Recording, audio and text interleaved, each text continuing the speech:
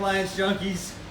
Alright guys, so we got this Maytag Performa. We know the timer's bad, so we went ahead and called Matt. We're ordering a timer. So in the meantime, what we're going to do is just open it up, clean it out, vacuum it up. We already vacuumed out the inside. Allison here is working on getting all this crud out of here. Look at all this stuff that's in here, guys.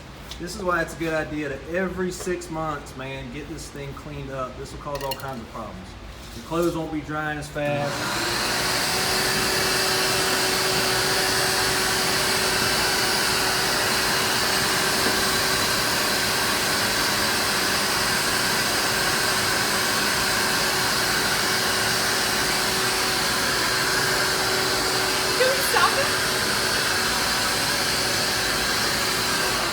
Should I have vacuumed this up?